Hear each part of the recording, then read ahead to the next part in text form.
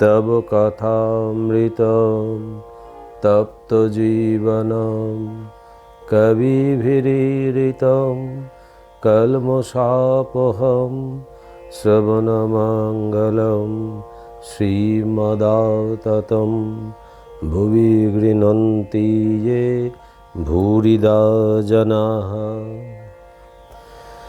শ্রী শ্রী রামকৃষ্ণ কথামৃত পঞ্চম ভাগ দশম খণ্ড দ্বিতীয় পরিচ্ছেদ শেষাংশ।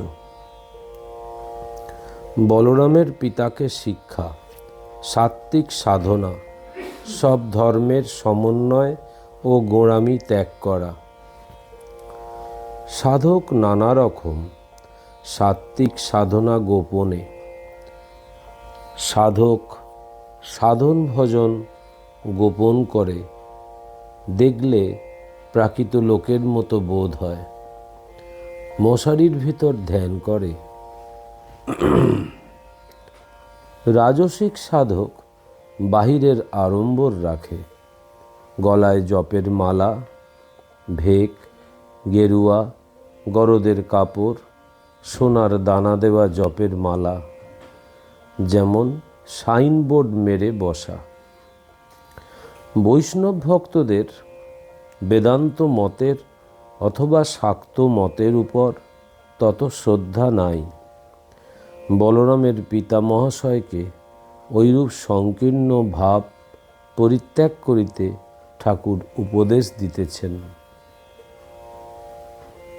শ্রীরামকৃষ্ণ বলরামের পিতা প্রভৃতির প্রতি। যে ধর্মই হোক, যে মতই হোক, সকলেই সেই এক ঈশ্বরকে ডাকছে। তাই কোনো ধর্ম, কোনো মতকে অশ্রদ্ধা বা ঘৃণা করতে নাই।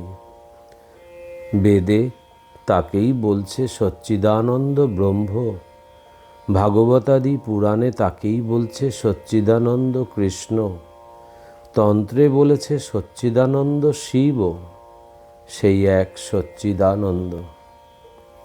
বৈষ্ণবদের নানা থাক আছে। বেদে তাকে ব্রহ্ম বলে, একদল বৈষ্ণবেরা তাকে বলে আলেক নিরঞ্জন। আলেক অর্থাৎ যাকে লক্ষ্য করা যায় না, ইন্দ্রিয়ের দ্বারা দেখা যায় না। তারা বলে রাধা আর কৃষ্ণ আলেকের দুটি ফুট। বেদান্ত মতে অবতার নাই। বেদান্তবাদীরা বলে রাম কৃষ্ণ এরা সচ্চিদানন্দ সাগরের দুটি ঢেউ। এক বই তো দুই নাই। যে যা বলে, যদি আন্তরিক ঈশ্বরকে ডাকে তার কাছে নিশ্চয় পৌঁছিবে।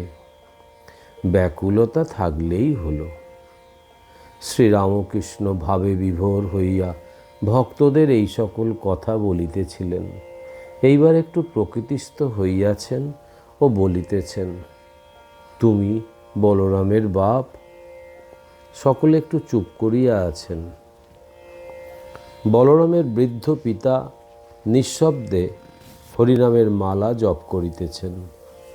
শ্রীরামকৃষ্ণ মাস্টার প্রভৃতির প্রতি, আচ্ছা, এরা এত জপ করে, এত তীর্থ করেছে, তবু এরকম কেন? যেন 18 মাসে 1 বৎসর। হরিশকে বললুম, কাশী যাওয়া কি দরকার যদি ব্যাকুলতা না থাকে? ব্যাকুলতা থাকলে এইখানেই কাশী। এত তীর্থ, এত জপ করে হয় না কেন? ব্যাকুলতা নাই। ব্যাকুল হয়ে তাকে ডাকলে তিনি দেখা দেন। যাত্রার গোড়ায় অনেক খচমচ করে, তখন শ্রীকৃষ্ণকে দেখা যায় না। তারপর নারদ ঋষি যখন ব্যাকুল হয়ে বৃন্দাবনে এসে বীণা বাজাতে বাজাতে ডাকে আর বলে, প্রাণ হে গোবিন্দ মম জীবন, তখন কৃষ্ণ আর থাকতে পারেন না। রাখালদের সঙ্গে সামনে আসেন আর বলেন, ধবলিরও ধবলিরও। একাদশ খণ্ড, প্রথম পরিচ্ছেদ। আজ মঙ্গলবার 16ই অক্টোবর 1883, 30শে আশ্বিন। বলরামের পিতা মহাশয় ও অন্যান্য ভক্ত উপস্থিত আছেন। বলরামের পিতা পরম বৈষ্ণব, হাতে হরিনামের মালা সর্বদা জপ করেন। গোঁড়া বৈষ্ণবেরা অন্য সম্প্রদায়ের লোকদের তত পছন্দ করেন না। বলরামের পিতা শ্রীরামকৃষ্ণকে মাঝে মাঝে দর্শন করিতেছেন, তাহার ওই সকল বৈষ্ণবের ন্যায় ভাব নাই। শ্রীরামকৃষ্ণ: যাদের উদার ভাব তারা সব দেবতাকে মানে, কৃষ্ণ, কালী, শিব, রাম ইত্যাদি। বলরামের পিতা: হ্যাঁ, যেমন এক স্বামী ভিন্ন পোশাক। শ্রীরামকৃষ্ণ: কিন্তু নিষ্ঠাভক্তি একটি আছে।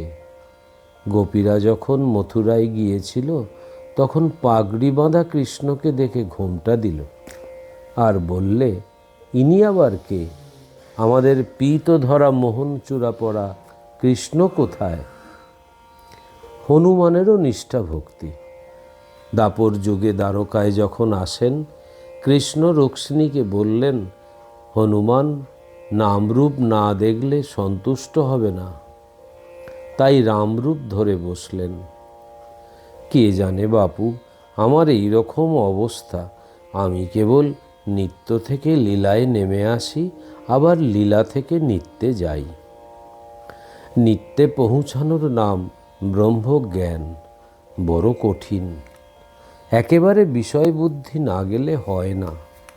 হিমালয়ের ঘরে যখন ভগবতী জন্মগ্রহণ করলেন তখন পিতাকে নানা রূপে দর্শন দিলেন। হিমালয় বললেন, মা, আমি ব্রহ্ম দর্শন করতে ইচ্ছা করি। তখন ভগবতী বলছেন, পিতা যদি তা ইচ্ছা করেন তাহলে আপনার সাধুসঙ্গ করতে হবে।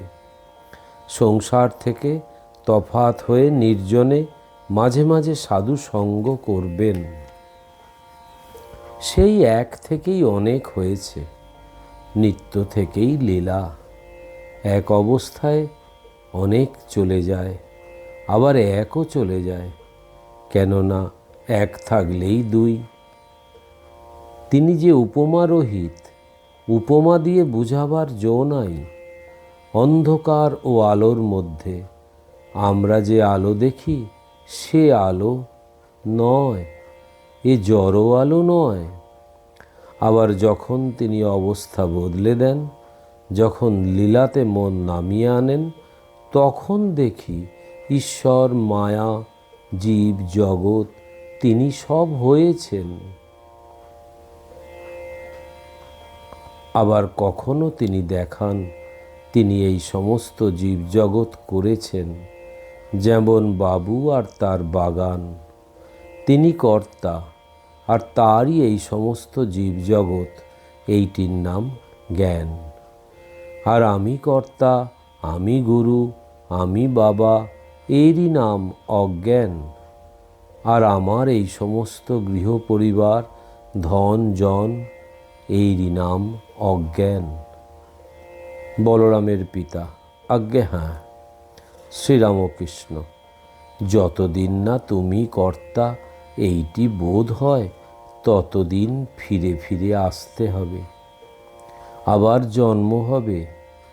তুমি কর্তা বোধ হলে আর পুনর্জন্ম হবে না।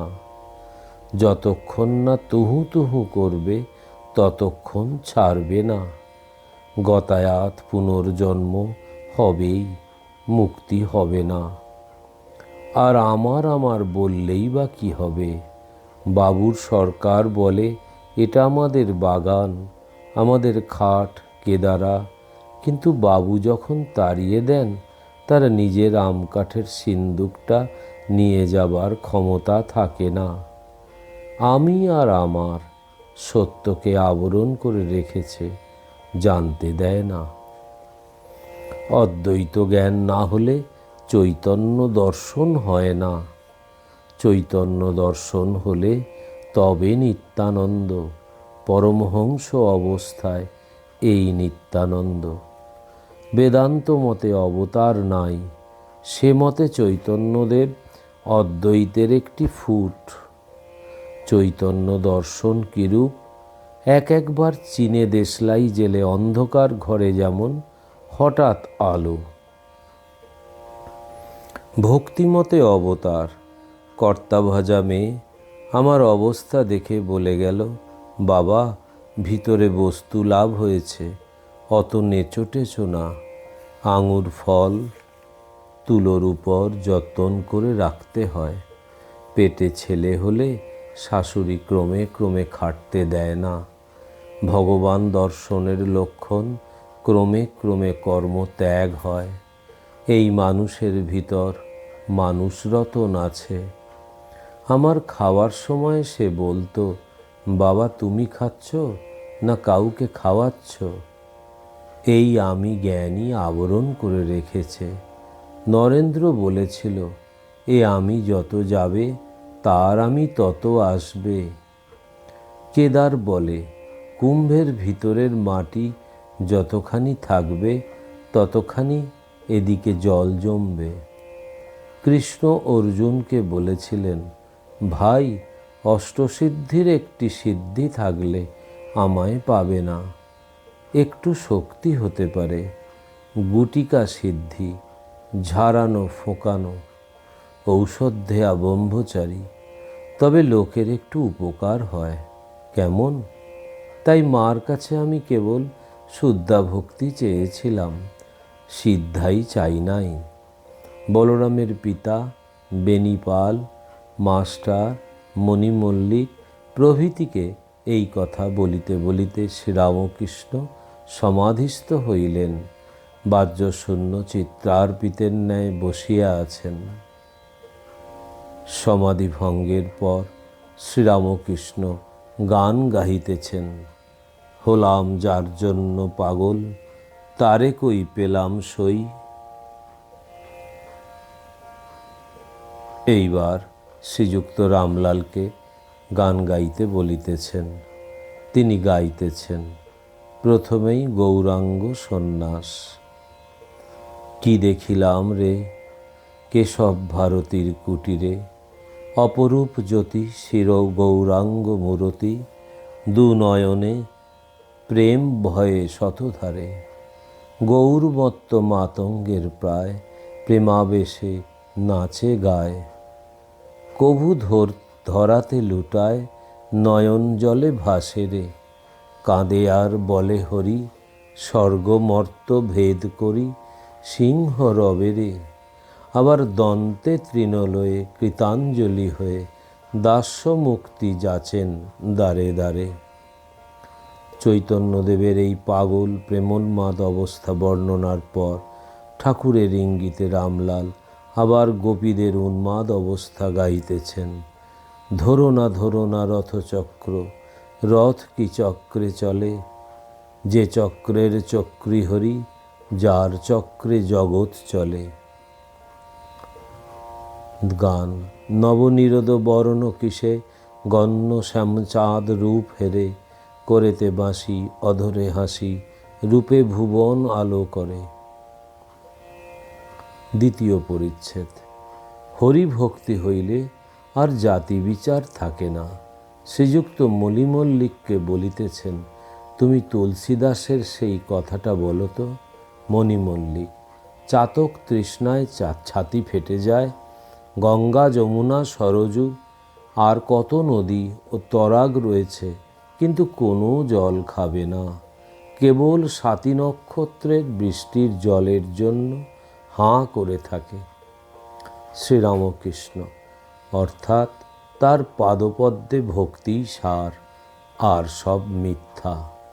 মণিমল্লিক, আরেকটি তুলসীদাসের কথা, অষ্টধাতু, পরশমণি ছোঁয়ালে সোনা হয়ে যায়, তেমনি সব জাতি চণ্ডাল পর্যন্ত হরিনাম করলে শুদ্ধ হয়, আবার বিনা হরনাম চার জাত চামার। শ্রীরামকৃষ্ণ, যে চামড়া ছুঁতে নাই সেই চামড়া পাঠ করার পর ঠাকুর ঘরে লয়ে যাওয়া যায়। ঈশ্বরের নামে মানুষ পবিত্র হয়। তাই নাম কীর্তন অভ্যাস করতে হয়। আমি যদু মল্লিকের মাকে বলেছিলাম, যখন মৃত্যু আসবে তখন সেই সংসার চিন্তাই আসবে। পরিবার, ছেলেমেয়ের চিন্তা, উইল করবার চিন্তা, এই সব আসবে। ভগবানের চিন্তা আসবে না। উপায় তার নাম জপ, নাম কীর্তন অভ্যাস করা। এই অভ্যাস যদি থাকে, মৃত্যু সময় তারই নাম মুখে আসবে। বিড়াল ধরলে পাখির ক্যাঁ ক্যাঁ বুলি আসবে। তখন আর রাম রাম হরে কৃষ্ণ বলবে না। মৃত্যু সময়ের জন্য প্রস্তুত হওয়া ভালো। শেষ বয়সে নির্জনে গিয়া কেবল ঈশ্বর চিন্তা ও তাহার নাম করা।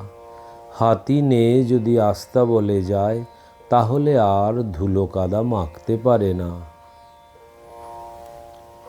বলরামের বাবা মণিমল্লিক, বেনিপাল এদের বয়স হয়েছে, তাই কি ঠাকুর বিশেষ তাহাদের মঙ্গলের জন্য এই সকল উপদেশ দিতেছেন?